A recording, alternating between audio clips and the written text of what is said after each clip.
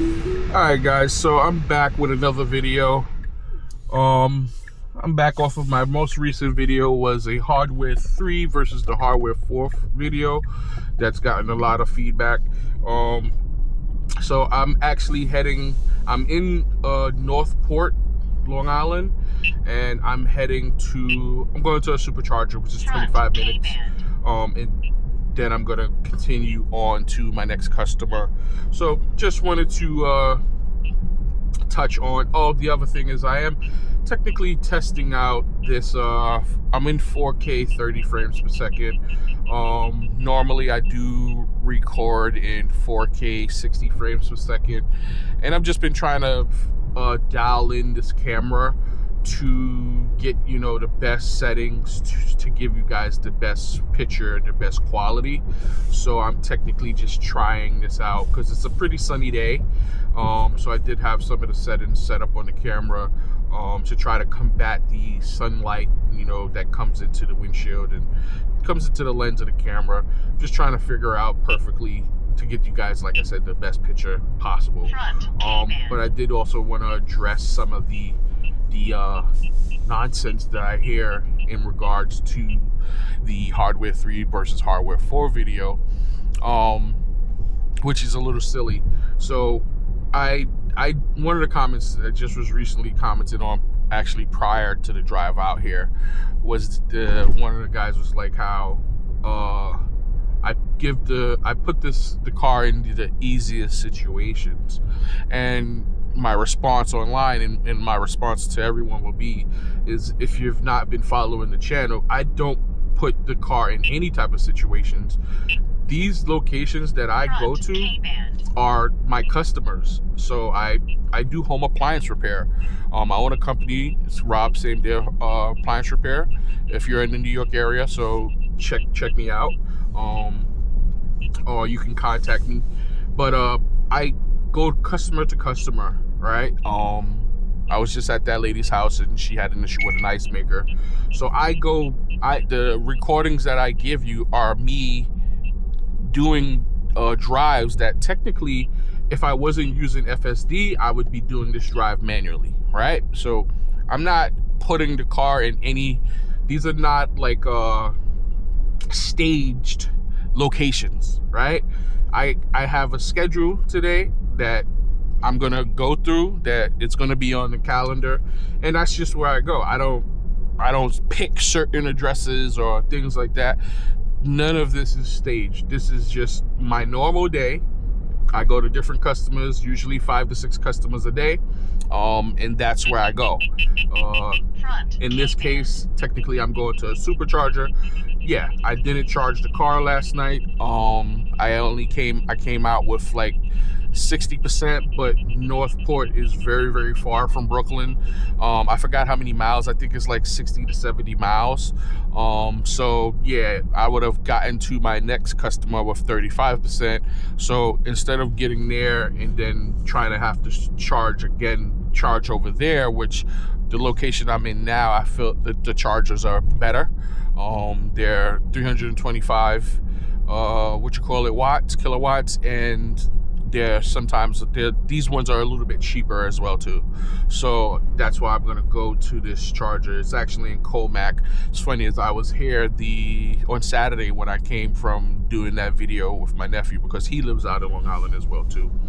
But yeah, so a lot of the feedback that I've gotten, it's mixed. There's a lot of people that, I mean, I never meant that video to be like hardware 3. I mean, I guess because I put versus, so people automatically think that it's against it. No, it's more so like a comparison video to show people how hardware 3 works. I get that question. People ask me that when I meet other people that have Teslas, or people that are inquiring about Teslas. I see the question posted online a lot, where people are asking, you know, if they should either stay with their hardware 3 car, if they should. This is a little sketchy, definitely a little sketchy. but they have people that are asking about if they should stay with their hardware 3 car or spend the money to go get a hardware 4. I've even seen a person say, you know, they would like a hardware 4 car, but right now they can't afford it. So they're like, you know, they have no choice. So I just want to show people that hardware 3 is fully capable of driving. It's fully you can use FSD. I use it just literally every day. Coming out to that first customer was an 1.5 hour drive, and I used FSD all the way out here. That one as well, I was testing, same thing. I just was testing the 4K 30 frames per second and a couple of different settings that I changed on the camera to, you know, I just wanted to see how it's going to come out, which technically I'm not gonna be able to see until I get back home. But from what I was looking at in the preview video, it looks pretty good. So we'll see. I'll be able to see a little bit more in depth when I get home. But yeah, these are more so educational videos. It's not a, oh, hardware 3 is better than hardware 4 video. That's not what I'm saying, because even in my video and even in any other videos, I've always said that yes, hardware 4 is better, but it's just not so much better that where hardware 3 is just not usable or hardware 3 is just bad. Whereas what I even said in the other videos, that there are some people that have a ton of issues on hardware 3, and then there's some people like me that do not have a ton of issues. There's people that have hardware 4 that are the same way though. So that does not mean hardware 4 is bad, right? There's going to always be exceptions to the rule, right? There's going to be some people that have bad experiences with hardware 4, and then there's some people that's going to have great experiences with hardware 4. Just, it's the same. There's a ton of people that have bad experiences with hardware 3, and then there's some people like me that don't have nearly the bad experiences with hardware 3.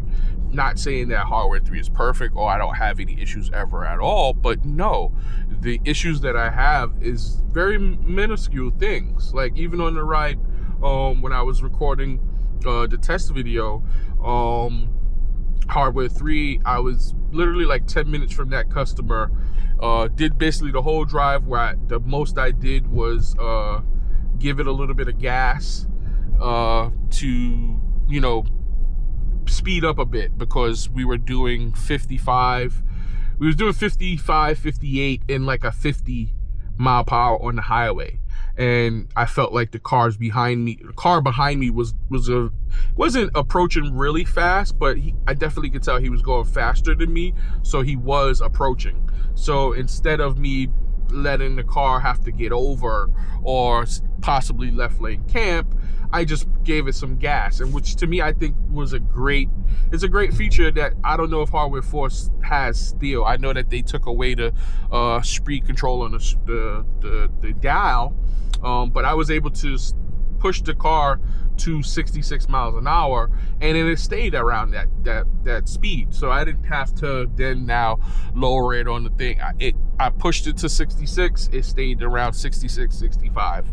And so now we were moving at a faster or a better pace, so which was great. And the other thing was, it was kind of left lane camping, you could say, on the highway later on in the drive, and I just used the arrow to move the car over, which earlier when I got onto the highway, I guess because the other car was moving a lot faster than some of these cars, because Tesla will definitely move out of the way so that it's not gonna left lane camp, but it gauges it based off of, from my experience, it gauges it based off of how fast the person behind you is coming. If they are like really gaining, Tesla will move out of the way.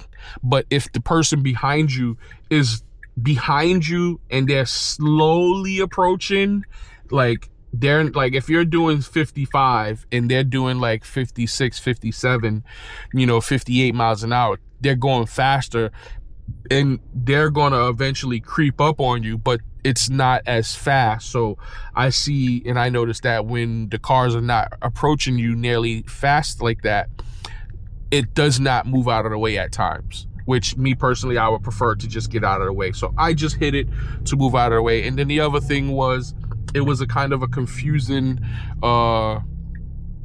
left. So you could turn left and then you can turn right and you can go straight.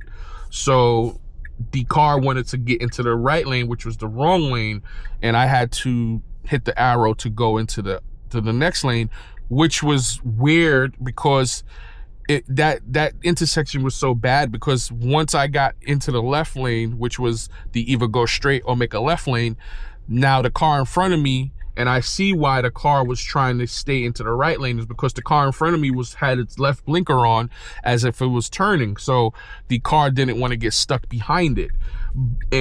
But technically I have to go in that lane because the right lane was a right lane only. The left lane was a turn left and go straight. So technically by the law, I'm supposed to be in that left lane. The reason I say it sucked is because that guy in front of me was turning, and the car, I had to then move the car around. I had to hit the blinker again for the car to go around the car to get from behind it, because the way that intersection was is you either just sit there and wait, and then you possibly might miss the light because the cars on the other side was coming pretty fast, and it was pretty steady flow of traffic. But other than that, once again, an hour and a half drive where minimal interventions, right?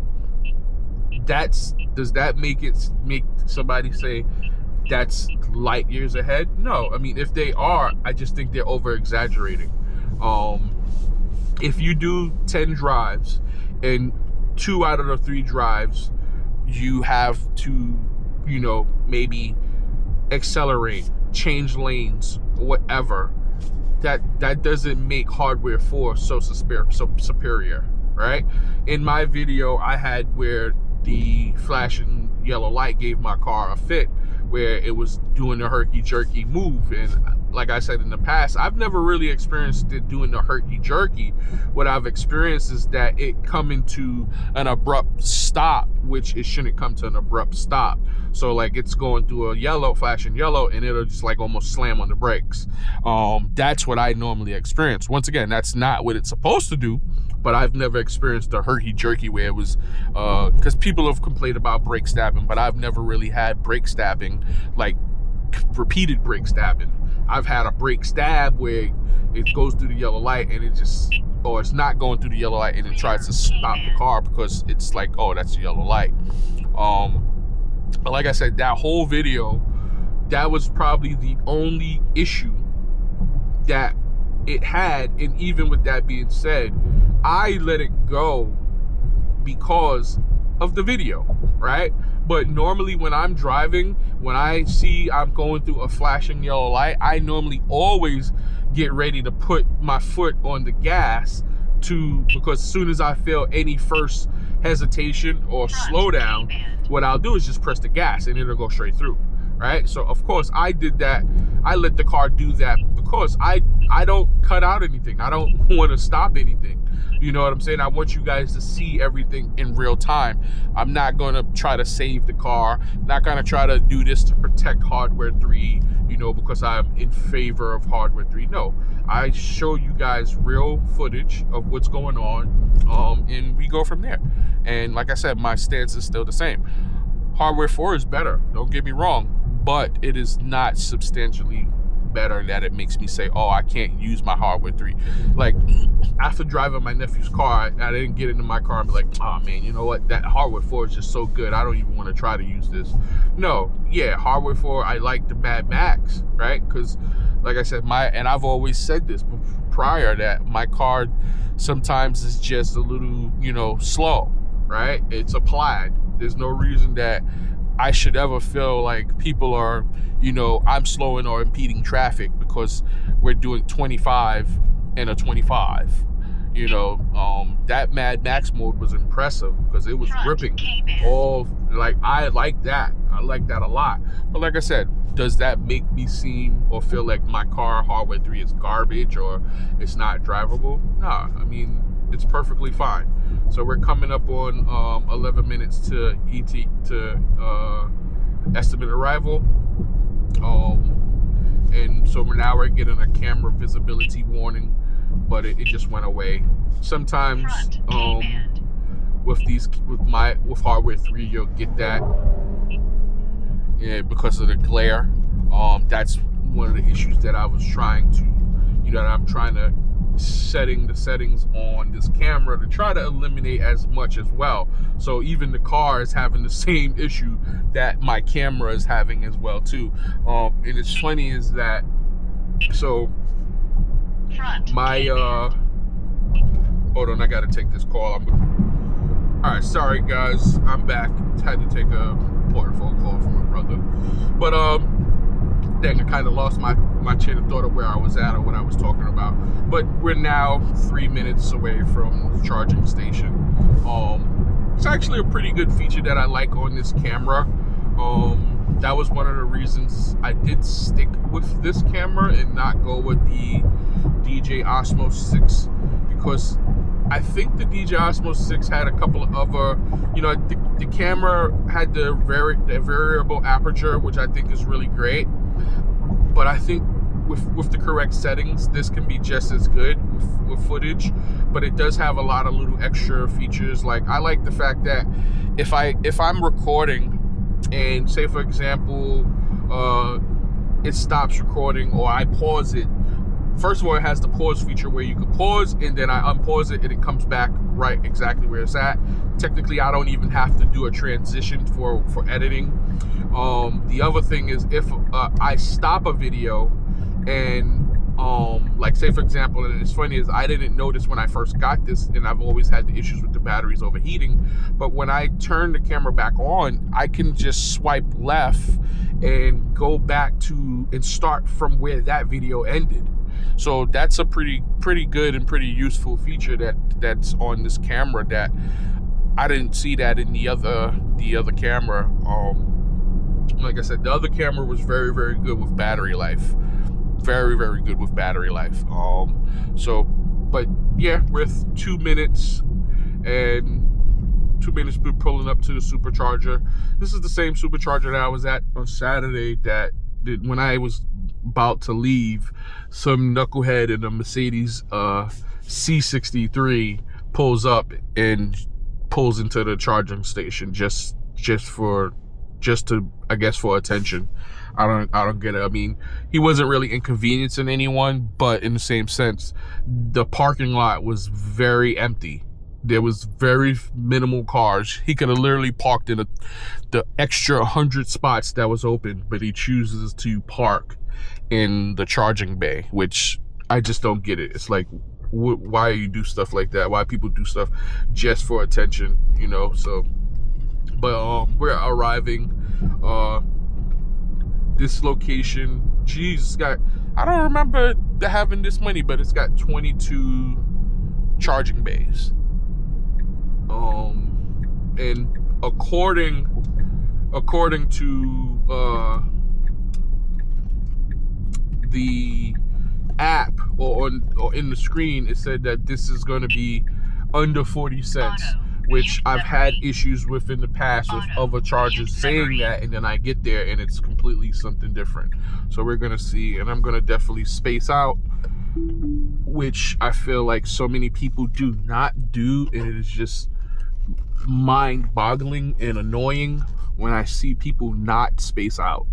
It's like, why? Even if it doesn't affect the charging at all. I don't want to go to that one.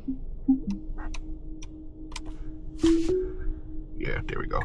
So we're going to use auto park, which normally, if this was a little bit more busy area, I would have definitely parked myself and did it faster.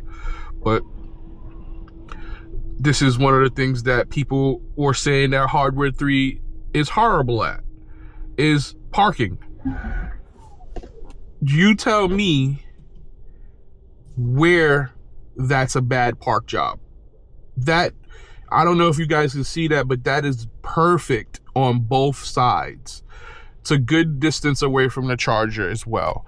I do not get it, for the love of God, what people are talking about.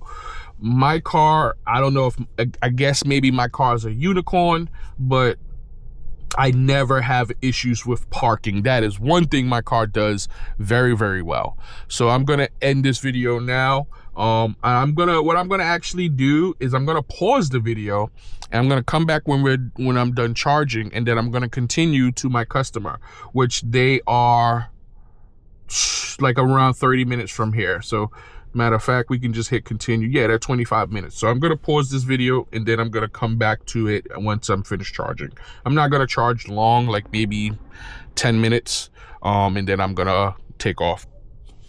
All right, so I'm back with a video. So I actually did go charge all the way to 80%. I really wasn't going to, but it cost me like 11 bucks. What was it? $12.66. And I was thinking that and I'm going to start heading to, you know, my next customer. So let's start it. Let's get it going. I guess it's going to go around this way. I don't know why. That's not what the GPS was saying it should have went, but let's see what it does. But it's going to make the more difficult route, but okay, that's fine. But yeah, I was going to do only 5 minutes, but I realized that if I would have charged the car last night, I would have charged it to 100%, and then with the drive that I did, it probably would have been around at 80% now as well. So I said, you know what, I have the little extra time, I'll just charge it to 80%. So we got 26 minutes on our drive to my next customer. Let me put on some of this air because it's hot inside. It's a little hotter inside. It's hotter inside the car, but it's actually 72 degrees outside. So yeah, so just gonna continue this drive to my next customer. So like I said, I'm not, oh, let me get this off of the screen. So we're going back this way. Is it gonna get in front of this truck? Yes, it did get in front of this truck, and the truck said, I'm gonna get around you. So as we're going back the opposite way, we're going back east. So it's a pretty decent drive, but this, like I said in the video, these drives usually are not going to be that like difficult drives. That's why I even said that if I lived out in Long Island, I would 1000% only use, you know, FSD majority. There would have to be certain reasons that if I just want to drive, I would drive, because FSD works so much well out here, because there's no super congestion like in Brooklyn. Brooklyn is just always so super congested, always so much traffic. There's not nearly as much traffic out here in Long Island. It's just definitely not. So FSD, it doesn't have streets or intersections like where there's a bunch of people crossing and things like that. So it's a lot less for FSD to deal with. But once again, I don't put the car in situations to try to make it fail. I just put it in real world situations. These are real world situations. This is a normal drive that I would normally do. So this is what you're gonna get. It's no different than just regular. Some drives, when you get in your car and you drive, some drives are less stressful, some drives are more stressful. That's just the way it is, right? And to be honest, like I said, I've driven in Brooklyn, I've driven in Manhattan, I've had videos in Manhattan to the Bronx, to Manhattan, to Brooklyn to Manhattan, Brooklyn to the Bronx. And the Bronx, Manhattan, and Brooklyn are the very highly congested areas where there's a lot of people constantly walking out in the street and things like that, and it's 1,000,001 bikers. You got bikers. So look at FSD preparing, because that car, I don't know what he was doing, as in the sense he was in the on-ramp, but you are supposed to either slow down or speed up to get in front of the car. The car that was on the highway was just maintaining speed, which technically he could have sped up or slowed down to, whatever. But the guy was just gonna merge into that other car. FSD saw that happening, and I don't know if you guys can see that on on the camera, but FSD saw that and it prepared and it got over a little bit just in case they collided. So FSD does things, and that's to me, that's pretty good because it's taking precaution. Was that a big deal, or was a human probably not going to see that? Maybe. Some people are aware drivers, some people are not aware drivers. They don't see other people's moves and other possible mistakes to put yourself in a position. Not everyone does drive that well. I saw it. I would have probably done very much the same thing as the car, but it's good to see that the car can, do things like that, prepare itself to avoid a situation, so once again, I'm pretty sure that's something that hardware 4 would do, but I mean, I don't see where this is a bad software. Can it be better? Yeah, 100%. It can be definitely better. But is this undrivable? The car is driving fine. It's definitely doing what it's got to do. One of the things that I'll say about the charging stations is in New York, not so much. But I know that, well, it does need to be much more in New York, but like in Jersey, out of New York, what I notice is that the superchargers are more so around like Wawa's, more closer to the gas stations. Some of them are in gas stations as well. So you have amenities, right? You have a bathroom. You can go get you a drink. You have those things that's accessible. I do wish that, I guess, in the future, all of the charging stations would have amenities, because I was just at a Lowe's. That's where the charging stations is at. I mean, it is close to the highway, which is great, but what am I getting from Lowe's? I'm not, and that's the lumber section. I'm not buying any lumber. So I just wish it would be able to, they could put the charging stations closer to amenities. For example, I drive for a living basically, so I'm always at customers' houses, and there's times that I will use, I need a bathroom sometimes. Yeah, I use customers' bathroom, but as you know, the human body does not always wait for the right or the perfect time. They don't wait when you're in the house. It seems like it waits for the perfect timing when you're not in the house and you're far from the house to then want to go to the bathroom. So it would be cool to have, be able to get something to drink, use the bathroom, maybe get some road snacks, at all of the superchargers that are available. But a lot of them in New York are not around amenities.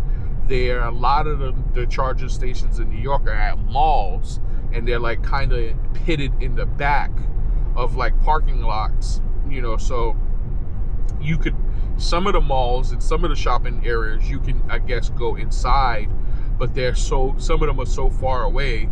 By the time you go there and come back, by the time you walk to the mall, your car probably be done charging, depending on how long you're charged for. But it would be cool to be able to have amenities at all of the superchargers and things like that. So far so good. And the sunlight doesn't seem to be that big of a deal. It's not direct sunlight on my car. It's a sunny day, but the sun is actually behind me, so that plays in my favor for the camera, as in cutting out the glare.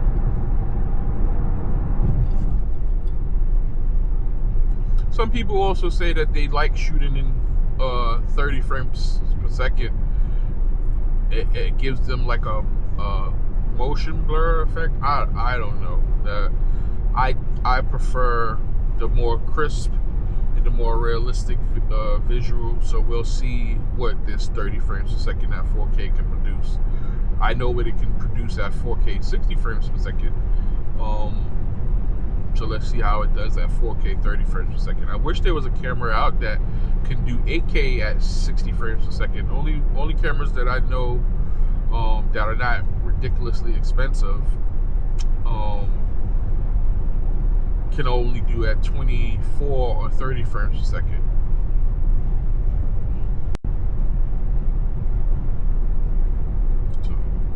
But that's great. So far we're doing good here. No interventions. I guess the only knock would be that when it came out of that parking lot from the superchargers, it technically didn't follow the GPS directions. Technically it should have pulled out, made a left, and made a right.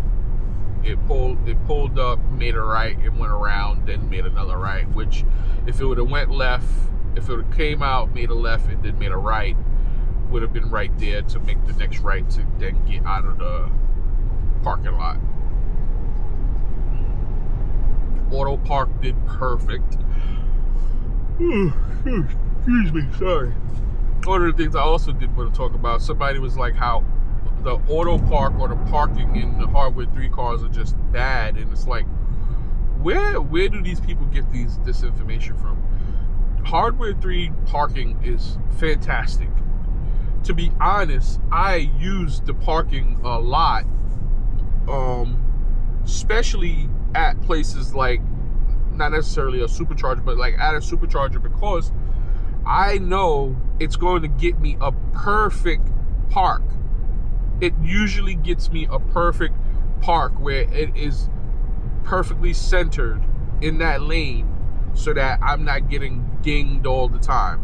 Because I know that sometimes I park in and I can park perfect. It's going to take, sorry for the yawn. I know that it's going to possibly take me quicker to park, but is it going to be as precise? Sometimes, yeah. Sometimes, no. But I know that the car is going to park 9 out of 10. I would say, honestly, 10 out of 10. That is one thing that I've never had an issue with my car, was parking. Especially like 90-degree parking and things like that, backing in. Never had an issue with parking. The only problem that I've had with parking is when it's time to parallel park. And to be honest, it's not even an issue. It's more so, like I said, the Plaid is a very, very wide car. So when you're parallel parking, you're parking it on the side of the street or whatever, the car sticks out compared to the other cars, because other cars are not as wide. So I don't like that, because I could possibly get sideswiped, but as in the sense of just normally parking, the car parks perfectly fine. There's nothing that would say the car doesn't park good, or why am I so yawning? But yeah, I've never had somebody said, "Oh, park sideways," and I'm like, I've never experienced it. I just honestly think that people start making up things just to bash Hardware 3. And like I said, I truly wonder what are some people's motivation for bashing it, or they have such a disdain for Hardware 3. And I truly wonder, is it because people that have Hardware 4 that went out and spent the money don't want to feel stupid, or don't want to feel like they made a haste decision too fast? Because there's a lot of people that had Hardware 3 cars with FSD fully paid, that they gave up those cars to get into a Hardware 4 car, and they lost the fully paid FSD. So I don't know if it's because they're salty or upset about that, or they try to justify their purchase, that they have this disdain for Hardware 3 when Hardware 3 is perfectly fine. You have some people that are keeping it real, and they'll tell you that Hardware 3 and Hardware 4 is very identical. You're not going to notice the difference in a lot of the driving situations. In the most normal driving situations, you're not going to know the difference.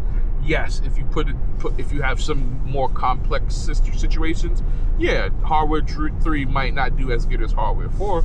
But that's the other thing, is how often are you in these hectic situations? Like I said, I'm in New York City, which is probably the most, other than maybe California in the US, probably the hardest place to drive, most congested. You ever gone to like Times Square? Like, people are just out in the street. That's where a lot of the performers, you see a lot of performers doing dances and choreographing and things like that. But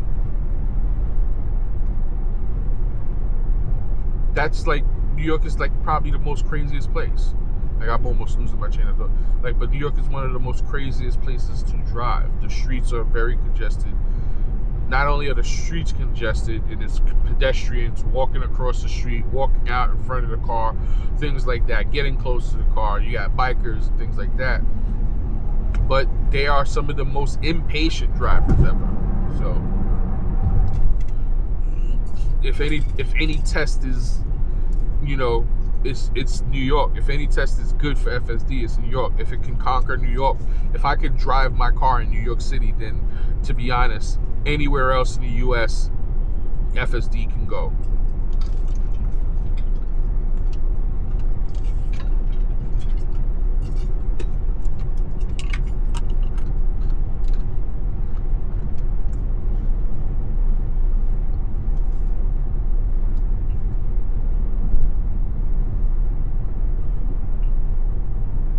Let's see what my max is set at. So my max is at 85. The car's doing 63, which is fine. It's a 55 speed limit. There's a car in front of us. We're keeping good distance. But yeah, we're just going with the flow. There's no, you know, it's doing its job pretty well.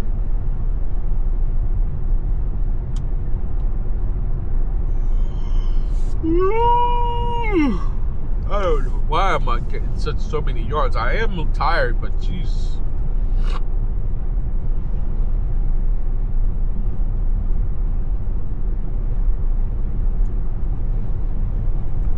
So we're 7 minutes away from my next location. And I don't think I had to do anything on this drive. I didn't do nothing. Just sat here and relaxed. To be honest, if you guys was on the camera, I might be asleep. Now I'm stuck. If I wasn't recording, I might be asleep.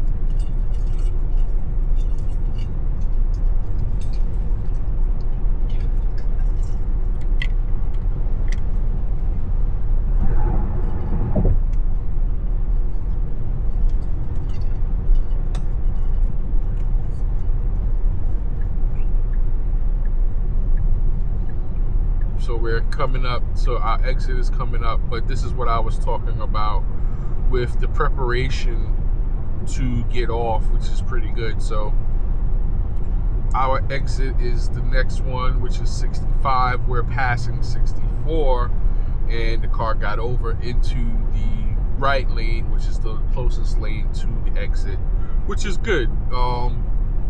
Could have done it a little bit later. That's true, maybe, but it's going with the flow of traffic, and it's good to get over sooner rather than later.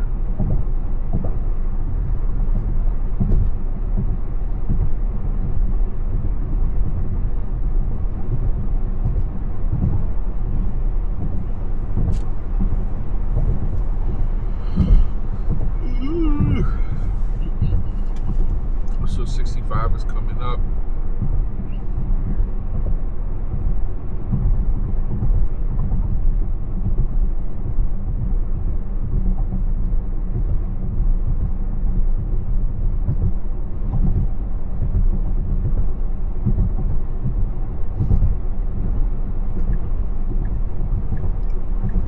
So we're getting off.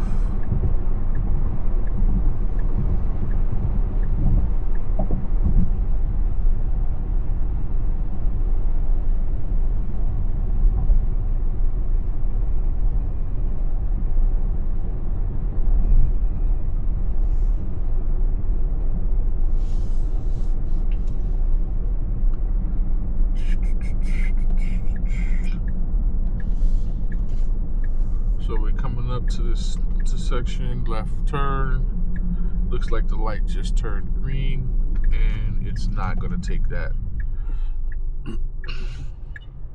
That's fine with me. I mean, I would have taken that, and I think that if this car had Mad Max mode, it probably would have taken that. But once again, sorry for the yawning, but once again, does that make hardware 4 light years ahead of hardware 3? No, it does not. Whoop-de-doo. It stopped me at the yellow light. I have to wait at the light for maybe another couple, like a minute or two. Whoop-de-doo. Like, that's not a big deal. I just wish people would stop being Karens, and stop with the over-exaggeration, and stop with the bashing that makes no type of sense.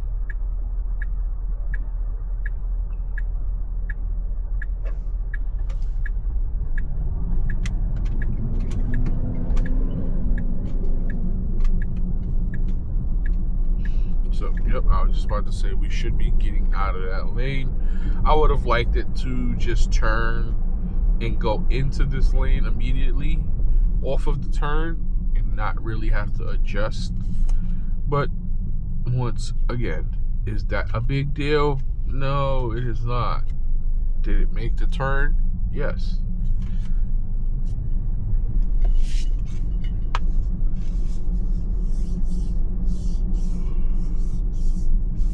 Did it take a little longer to make the turn?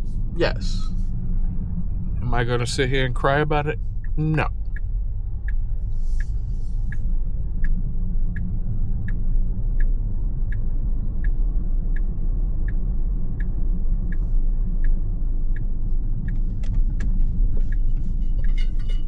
My watch should be done charging. Yes, 100%. Put my watch on. I don't know why my watch did not charge last night.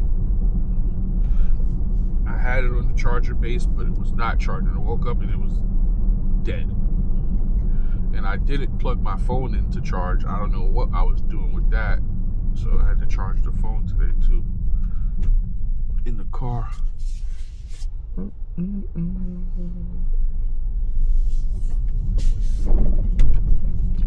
Children in area.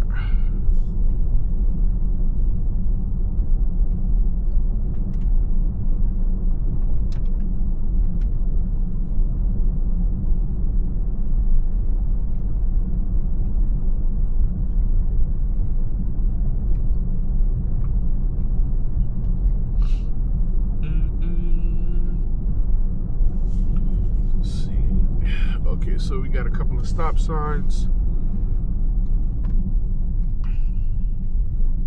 That was a little crazy. He pulled out like right in front of that other guy.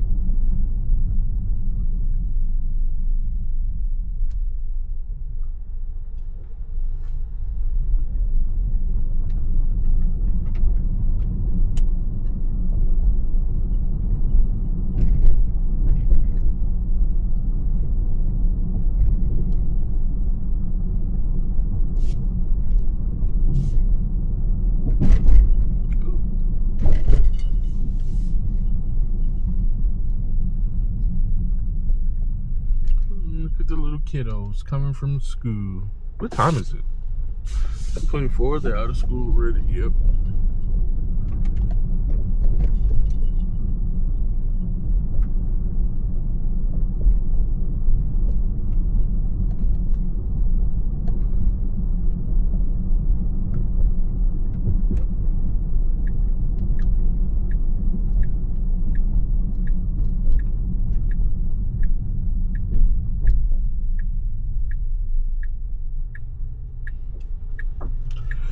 Coast is clear. Coast is clear, my dear. So my customer is on the right hand side. I'm assuming that it's gonna pull over. It's funny is when I was doing the first drive, I felt my car was gonna pull into that customer's driveway because there was no possibility for street parking. So you had to pull into the customer's driveway, and I think it was going to do it. But I thought it was pulling into the wrong driveway, and I disengaged. But I should have left it because it was going to the right place. So let's see what it does here. We're going to... That is so weird that it goes from 1801 to 1703 like that. So we are here, which it did a good job. It basically parked here. Not a problem. I'm probably going to move up a little bit closer so I don't have to walk as far, but that's perfect. I'm not blocking the mailbox. I'm good to go. So I will see you guys in a few. I'll be back.